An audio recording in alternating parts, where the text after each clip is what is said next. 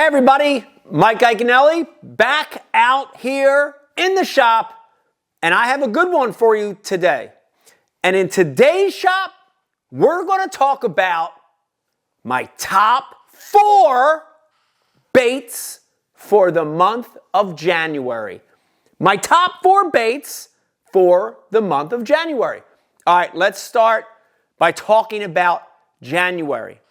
January is winter, and it's cold.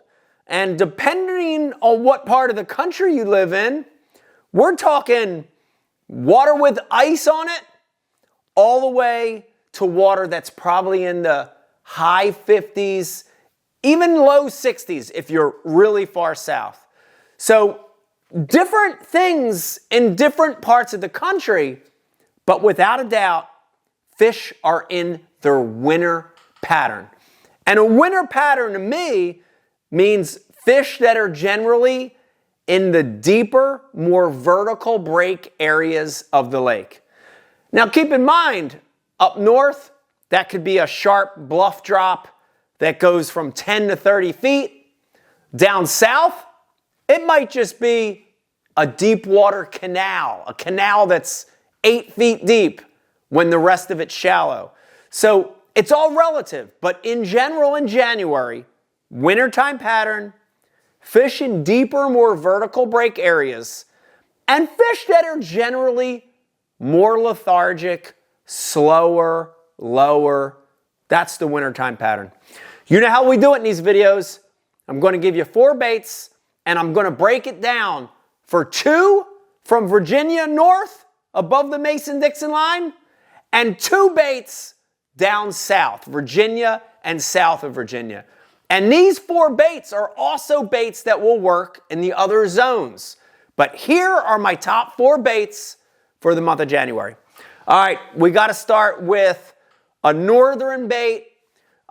January up here can mean frigid water, water that's in the 40s, water that's even in the 30s.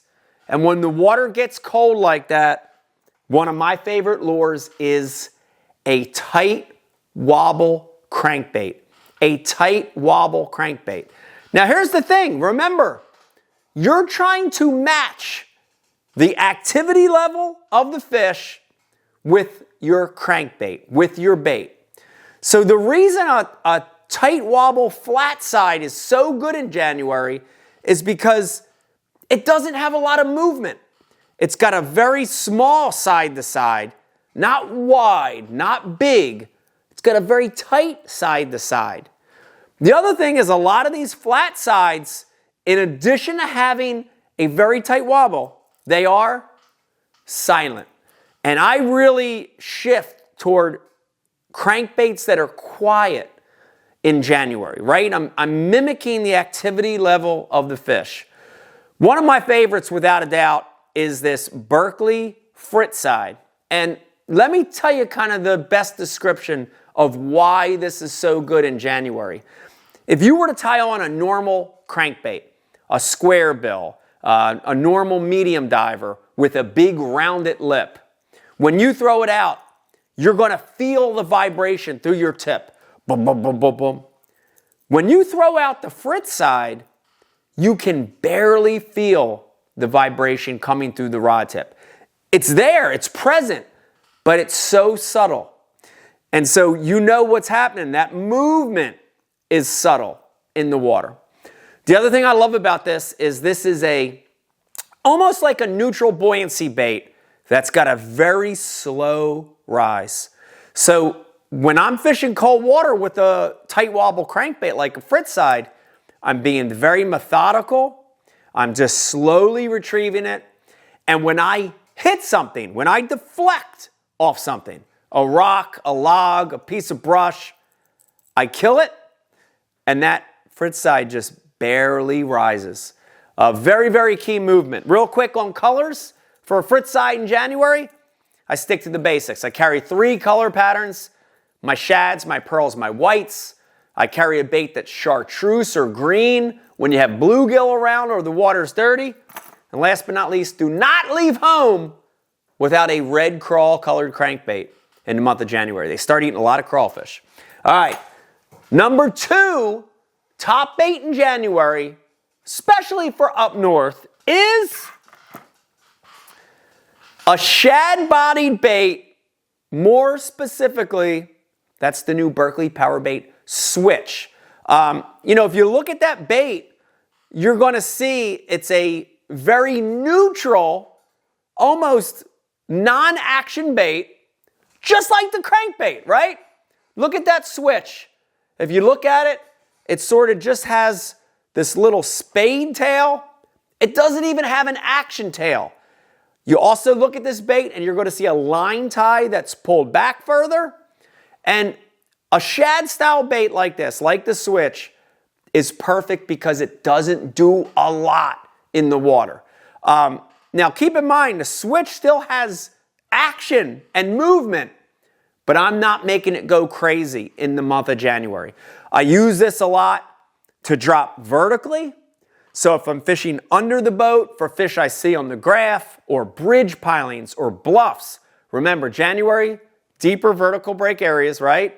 This is a perfect bait to drop straight down, but it's also the perfect bait for forward-facing sonar. If you've adopted this technology, you know that in the winter, a lot of fish will suspend off the bottom. And this is perfect to really almost just mid-stroll through that school. By the way, go back in the archives on my channel. You're going to find an entire video about mid-strolling. But remember, with your bait in the month of January, mimic the activity level of the fish. If that water's 39 degrees and the fish are lethargic and the bait's not moving much, match your action of that bait with that. Switch comes in a lot of great colors. Predominantly, I'm going for bait fish colors, yellow perch and bluegill colors. And one of my sleeper colors in the month of January is what I call pinky. It's called Pink Wizard. It's a great little bait. 3/8, ½ ounce, ¼ ounce key sizes on that Switch. So slower presentation, fish that are more vertical, that shad style Switch is perfect. All right, let's make the switch to 2 baits in January that are great for fishing down south. And let's start in places like the Carolinas. Let's talk about Tennessee River impoundments, Alabama, even down to Georgia. One of my best baits in the month of January, and this is not a surprise, guys, is suspending jerkbait. Suspending jerkbait. And think about what we're going to be able to do with a suspending jerkbait. Sounds like a broken record, doesn't it? Mimic the activity level of the fish with your lure. Knowing that it's the coldest water of the year, down south you're going to see a lot of that high to mid to low 50s water, and that's perfect for a suspending jerkbait. Remember, I'm targeting the deeper, more vertical break areas of that lake or river. I love channel swings. I love bluff ends. I love fishing riprap or dam areas. I'm looking for banks that have more of that. And because of that, I specifically in January go to the long bill version of a suspending jerkbait. This has become very quickly one of my favorite new suspending jerkbaits, and it's a Berkley Stunner. This is the long billed version, and I love the way this gets down quick, but the most important thing is I can keep it in place. So my cadence on that deep diving suspending jerkbait is gonna be slow, just like the bass are, right? Just like the metabolism and activity of the bass, I want it slow. So I'm reeling it down, cranking it 5 or 10 times to get it to dive the depth, and then I'm doing small twitches with long pauses, right? In the summertime, man, I'm ripping on it, and I'm only pausing for a second or two, and I'm ripping on it. But in January, when that water's cold, I'm reeling it and I'm making small twitches followed by really long pauses. Honestly, guys, cadence is the most important piece of this bait. So do the count in your head. On your first 10 casts, let your pause go for 5 seconds. On your next 10 casts, let your pause go for 10 seconds. Go all the way up to a minute if you have to. And you'll start to feel a rhythm for that length of the pause. The colder the water, the longer the pause. That's a general rule. But for sure, a suspending jerkbait with the deep bill, key bait for me down south in the month of January. All right, last but not least, and this was a tough one because honestly, this last category very easily could have been a football head jig with a chunk on it. And that's a great bait in January in the South.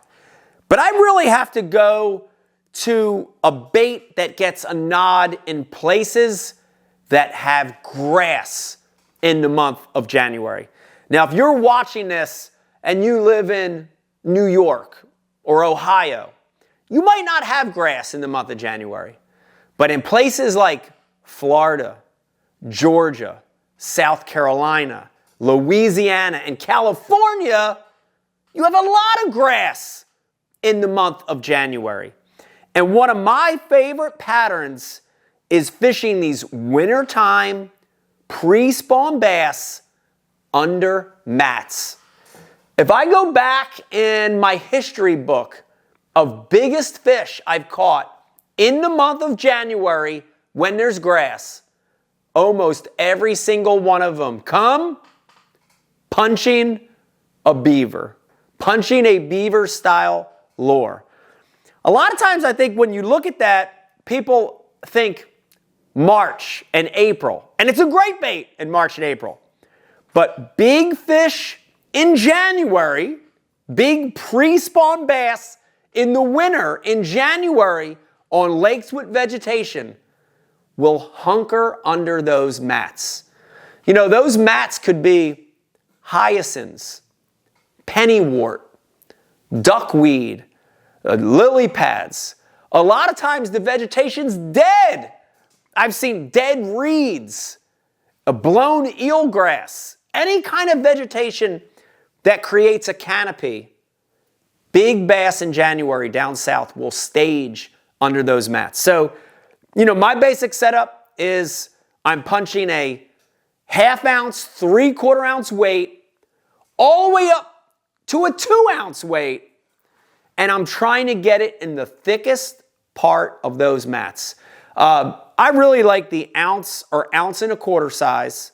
And, you know, I'll pair that with a 3 or a 4/0 fusion hook. And I really like a small, compact beaver style bait.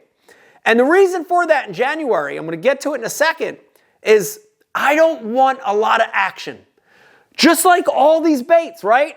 The crankbait, the switch, the jerkbait. I don't want big movement. So I don't want a crawl. I don't want a creature. I don't want something with curly appendages. I want something that will punch through the mat. It's very sleek. But I want something that once it goes in, it's just a neutral fluid motion, right? You always want to match the bait with the activity level of the fish. Those big females under the mats are lethargic. They're waiting for it to warm up. It's cold, and that's perfect for that. Without doubt, guys, this has become a favorite of mine, and it is the Berkley Maxcent Creature Hog. It's a little smaller than most beaver style baits, but the big thing on that bait, it's Maxcent. If you open this bag and smell it, you'll know what I'm talking about. It absolutely reeks. Maxcent's terrible. And Maxcent is not just for smallmouth, it's for largemouth. So when I throw it in that mat, I let it hit the bottom, and I'm just making little hops. Little hops. Before I take it out of that mat, I reel it to the top of the mat, and I tick the roof. I call it ticking the roof. So I just, and that weight's just ticking it. But I do a lot of leaving the bait in place and having that scent of max scent with that little beaver shape goes a long way when the water is cold. So max scent for largemouth too. Number 4, favorite baits down south, punching. Guys, I hope you enjoyed this video. If you like what you're hearing, stop right now, hit the subscribe button, subscribe to my channel. If you're already a subscriber, tell your friends about Mike Iaconelli Fishing on YouTube. We're here to hopefully help you become a better angler. Try those 4 baits in January, and you're gonna catch some bass. Bye. Hey everybody, Mike Iaconelli. I hope you enjoyed this week's In the Shop. I hope you learned a little bit. And if you like these videos, remember, there's a whole boatload. Check out these 2, and you're gonna learn more about bass fishing.